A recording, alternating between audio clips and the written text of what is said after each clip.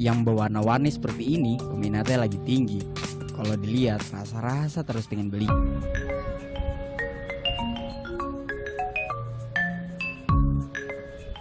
Batu emang lagi jadi primadona. Kalau katong bicara batu di kota Ternate, berarti katong harus pergi di pasar ini, pasar batu. Di sini mau dia laki-laki, perempuan, tua, muda, masing-masing cari batu kesukaan. Cincin kah, kalung kah, katong semua suka.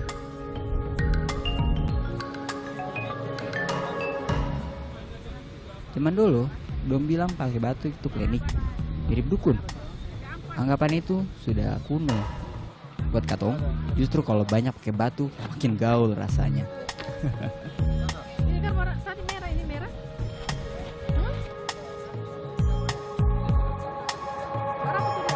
Berapa tuh? 50 juga.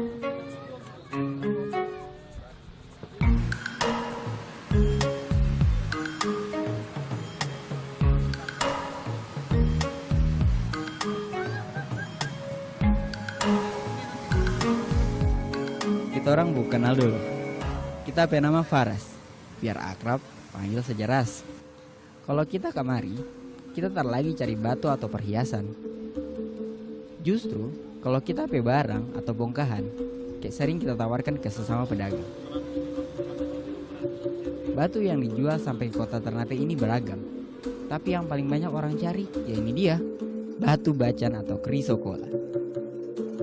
Asalnya tentu bukan dari Ternate, tapi dari kita pe kampung halaman, Pulau Bacan, Halmahera Selatan, Provinsi Maluku. Ya, maka harganya lebih meningkat.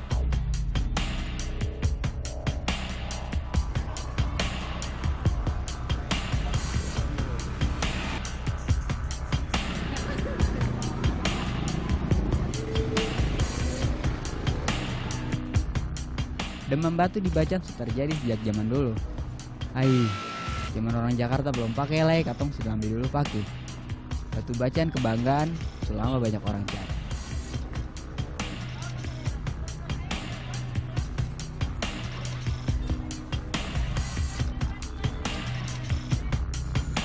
Kini Dengpu makin banyak peminat, tempat bikin batu tar barenti buatkan batu ke sana.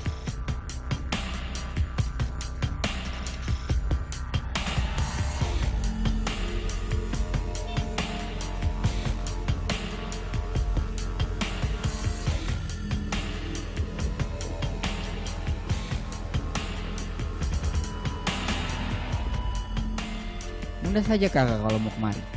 Dari Ternate kakak bisa saja naik ferry. Tapi kalau kakak mau lebih cepat, kakak bisa lain naik pesawat.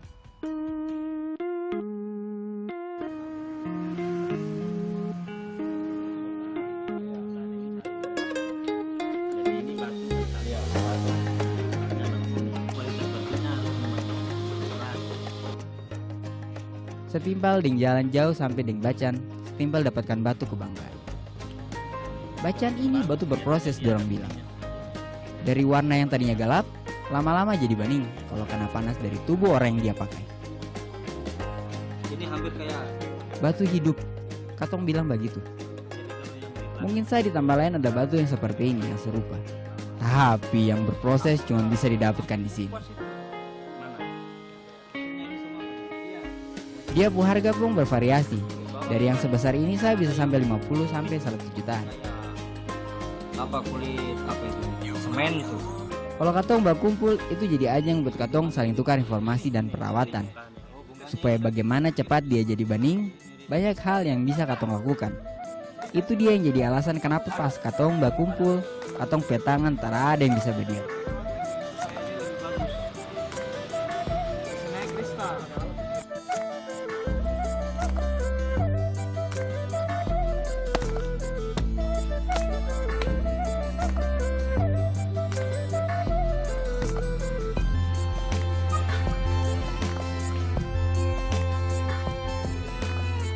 Coba bang, ini ada air kelapa muda ini bang.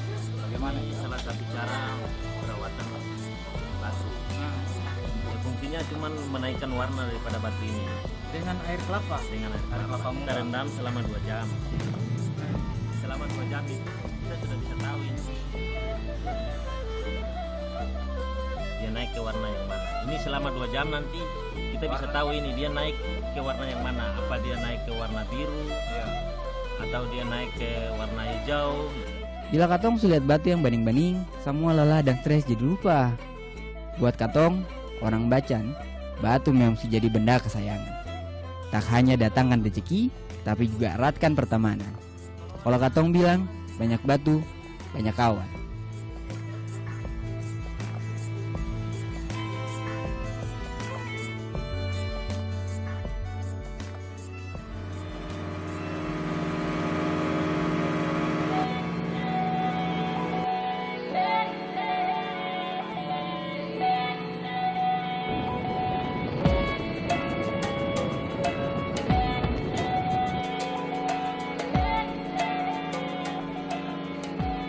Orang dulu baca cerita, yang pertama kali kenalkan batu bacan ke mancanegara itu Presiden Soekarno.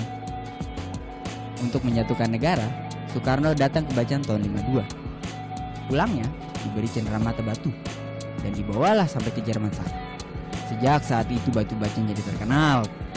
Semua pecandu batu ramai-ramai datang kemari. Tapi terbanyak para pecandu batu tahu kalau Chrysocolla pernah ditambang di Pulau Bacan, ke Pulau Kasiruta. Hari ini katong ke seberang sana untuk mencari.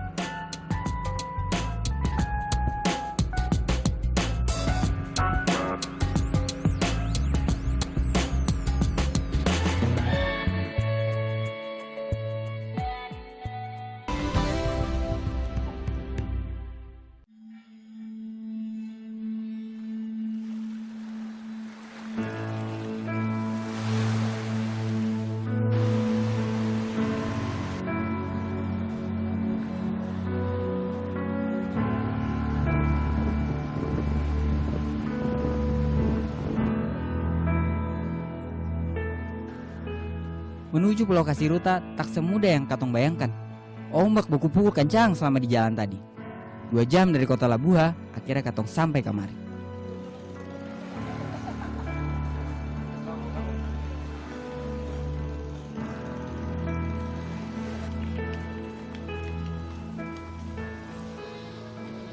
Di Kasiruta, batu bacan yang paling terkenal ada 2 jenis, bacan doko dan bacan palamea. Dong kasih nama batu itu dari nama desa yang hasilkan batu mulia untuk pertama kalinya.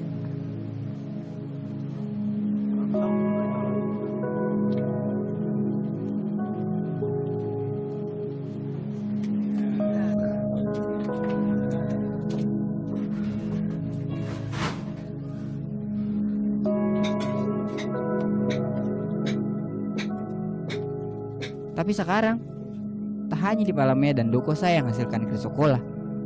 Desa lain seperti Imbu-Imbu, Bisori, dan Gulau sudah banyak ditambang sejak tahun 2000-an. Kalau di area penambangan, ada yang katong sebut tuan tanah dan juga tuan lobang. Kalau tuan tanah, si pemilik tanah. Tuan lobang, orang yang punya lobang. Dari sebidang tanah, bisa jadi ada banyak tuan lobang.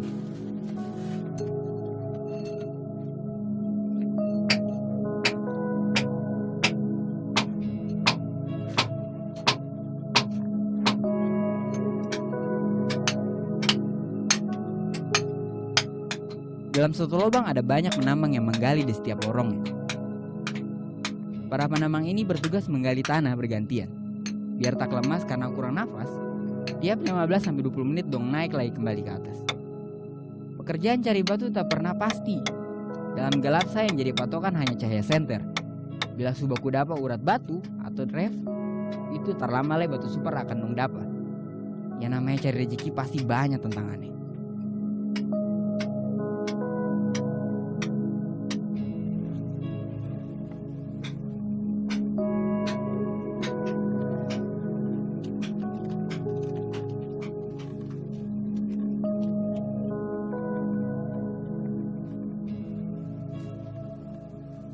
Mayoritas penambang yang ada di sini suku Galela yang berasal dari Tobelo, Halmahera Utara.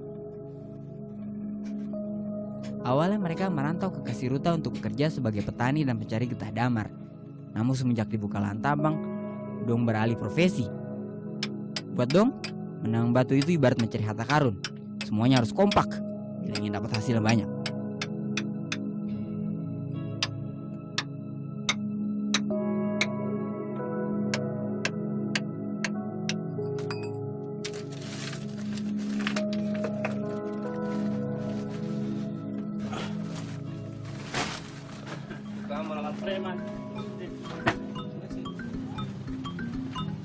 Karena kris sekolah harganya mahal, kini orang Makassar, orang Jawa, orang Sunda, bahkan Sumatera pun banyak yang cari peruntungan di sini.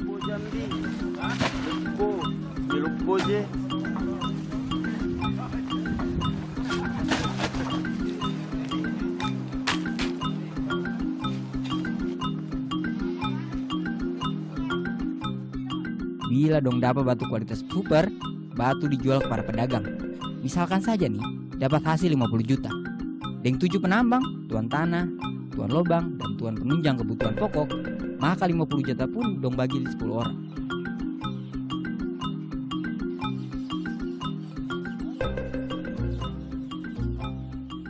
Walaupun hasilnya sama rata, para penambang lebih banyak rasa susah.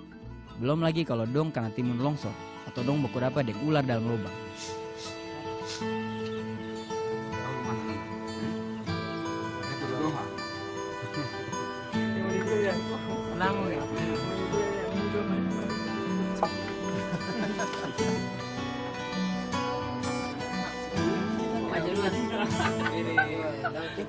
Hubungan penambang dan pedagang di sini terjalin dengan baik. Misalkan saja ada barang baru, mereka selalu kasih kabar ke kita. Dalam seminggu bisa 2-3 kali kita balik kemari. Ada sementara istirahat ini. Iya. Ada teman. Ada teman di dalam. Oh ada. Oh buku ganti ya? Iya, baku ganti. Jadi lain istirahat lain. Iya, lain. Dan ikut cari bacaan dari tempat asalnya, kita bisa dapatkan harga bagus kalau hari tidak mujur. Selain itu, bikin kita belajar seluk-beluk batu. Mana bacaan super, mana yang tidak. Saya dengar juga kalau mau dapat hasil itu biasanya di dalam lubang tuh panas. Iya. Betul? Iya, betul. Panas. Panas. Sampai dapat hasil. Iya. Pedagang batu atau menambang itu sama. Keduanya sama-sama dari bawah. Biar berhasil, kuncinya teliti dan banyak sabar. Buku ganti lagi ya. Gimana? Bong sih. Bang. Panas. Panas sekali aku. Panas sih. Kata teman saya lagi panas dalam. Oh, mudah-mudahan dapat barang.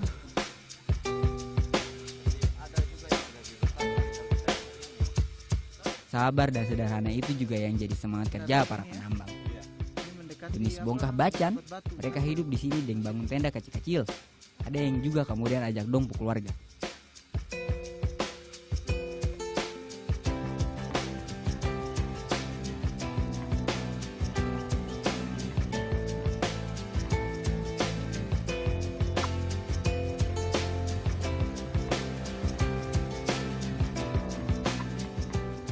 Yang namanya kerja keras itu harus dijalani dengan ikhlas. Niscaya rezeki akan terus melimpah.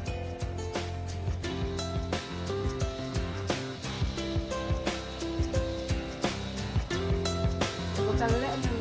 Salam.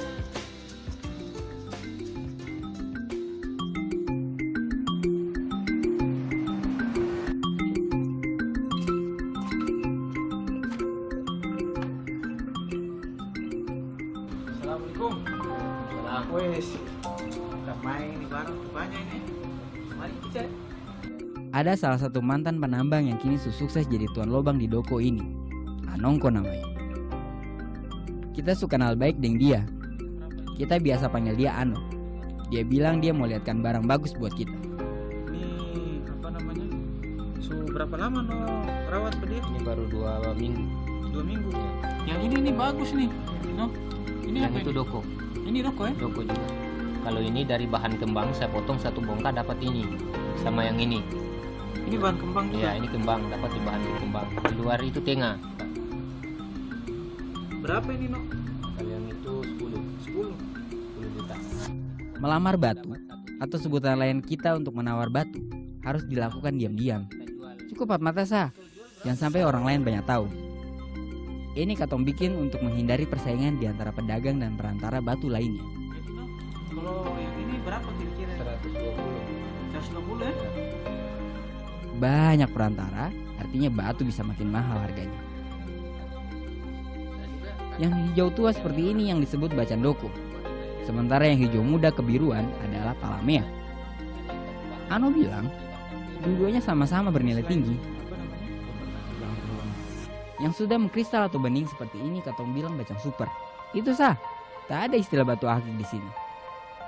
karena sebutan akik itu hanya ada di Pulau Jawa. Lalu kualitas ini kolamnya ini. Begitu juga dengan kisah-kisah mistis Tarbanari itu. Yang pasti adalah batu akan lebih punya aura tergantung dari siapa yang pakai. Dalam matok harga, katong tak pernah punya standar khusus seperti logam mulia, emas atau berlian. Asalkan di senter tembus cahaya, punya motif yang unik bentuknya, itu pasti mahal harganya. Dari Ano, kita juga belajar, jangan hanya pintar pilih bokahan, tapi berani juga ambil resiko buat potong batunya.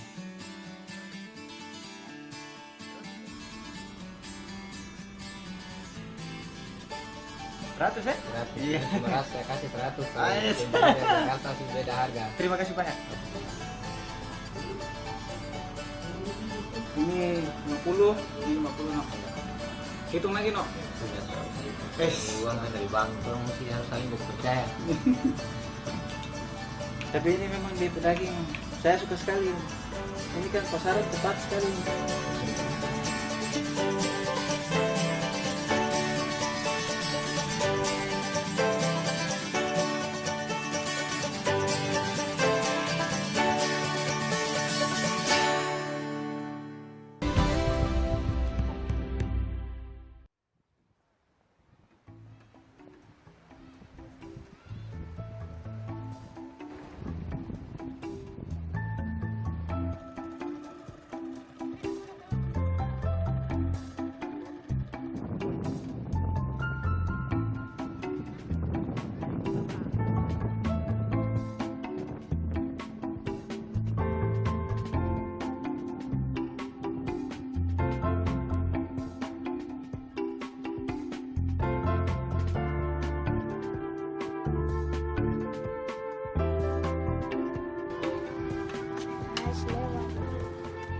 Sebelum batu bacan terkenal dan dicari banyak orang seperti sekarang ini, di desa Doko sendiri zaman dulu saking terlalu banyak batu, dong sampai buang-buang. Paling dong tukar dengan kebutuhan pokok agar bisa tetap makan. Baru ketika tahun 90-an orang Taiwan datang ke sini dan beli 10 kg batu dengan harga 7 juta rupiah. Mulai dari situ, dong orang Galera sibuk menambang hingga sekarang ini.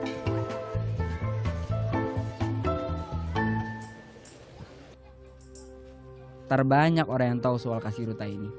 Padahal pulau ini pun dulu pernah jadi bagian dalam kemasyhuran Kesultanan Bacan.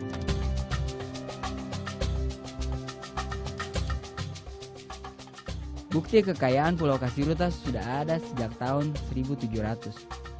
Mahkota ini dipakai sultan hanya saat-saat tertentu sah. Batu Bacan kala itu juga jadi cenderamata bagi siapa saja yang berkunjung ke Maluku. Hanya bisa dimiliki dan dipakai orang tertentu. Beda ya dengan sekarang.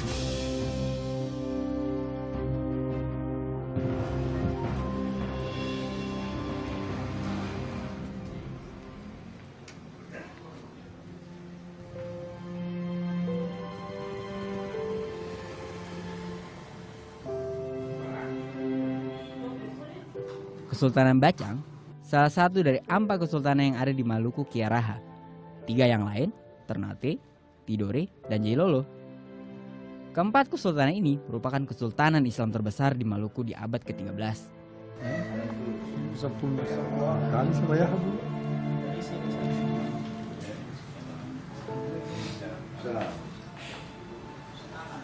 Walaupun Sulama tinggal di Pulau Bacang, tapi baru kali ini kita masuk ke dalam kedatong atau wilayah kesultanan. Bukan kebetulan juga bila kita PKK buyut, Umar bin Muhammad, seorang keturunan Arab dari Hadramaut, pernah jadi guru agama Sultan Bacan Utsman Shah di zaman dulu. Saya pengen tanya di sini nih, Bacan Sultan paling pertama itu siapa, terus sejarahnya bagaimana? Ya, Sultan pertama yang menurut cerita sejarah itu adalah Sultan Muhammad Bakir. Nah, Muhammad Bakir ini awalnya dia berada di Pulau Makian yang menurut cerita legenda. Kita orang juga tak sangka bila belajar tentang Batu Bacan lebih dalam akan temukan nilai sejarah yang erat di dalam. Ya, kemudian setelah itu Sultan Muksin, anak dari Sultan Utsman. Kita jadi mengerti, Bacan itu tak hanya mahal karena bagus barangnya, tapi tapi juga kuat nilai sejarahnya.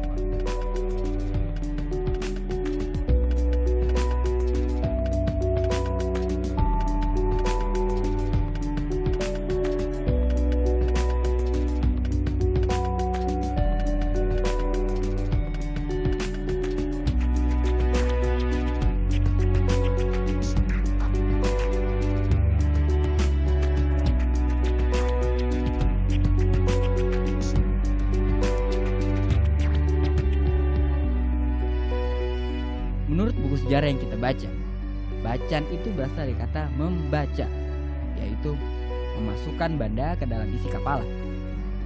Filosofi memasukkan benda itu juga erat dengan peranan bacaan waktu itu, yaitu sebagai pemasok logistik bagi kerajaan Maluku Kiaraha, Ternate, Tidore, dan Jailolo.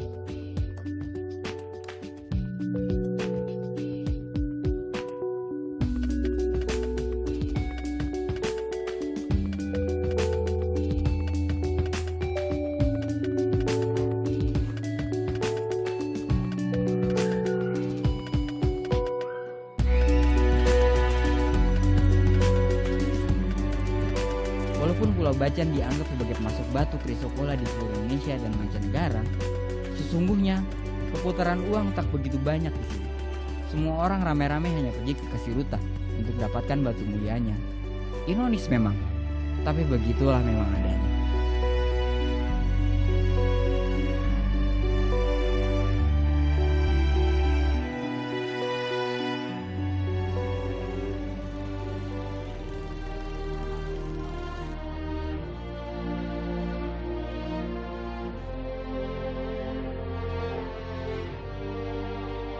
Datanglah kita ke kampung halaman di Pulau Bacan. Jangan hanya cari batunya, tapi kenali juga sisi indahnya. Kita orang juga punya banyak potensi untuk dikembangkan lagi. Berawal dari batu, muncul kebanggaan. Kemilaunya bangkitkan semangat. Pesonanya menambah kekayaan. Batu Nusantara.